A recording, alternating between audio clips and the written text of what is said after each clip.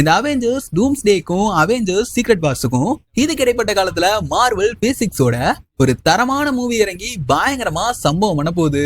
நம்ம மார்வல் பயல்கள்ல சிலர் அந்த மர்மமான மூவி கண்டிப்பா டாக்டர் ஸ்ட்ரேஞ்சோட பார்ட் 3 தான் இருக்கணும்னு சொல்லிட்டு இருக்கானுங்க.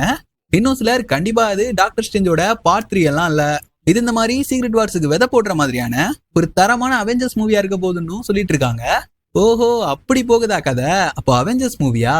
அப்ப கண்டிப்பா இந்த மூவி சீக்ரெட் வார்ஸுக்கான பார்ட் 1 தான் இருக்கணும் அப்படின்ற மாதிரி எல்லாம் சொல்லிட்டு இருக்கானுங்க.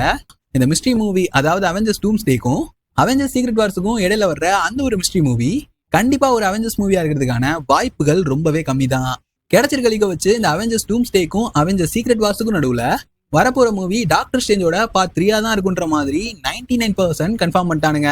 ஆனா இந்த ஜூலைல வரப்போற மார்வலோட மிஸ்ட்ரி மூவி கண்டிப்பா அவெஞ்சர்ஸோட சீக்ரெட் வார்ஸுக்கு பயங்கர ஹைப் ஏத்துற ஒரு மூவியா தான் இருக்க போகுது.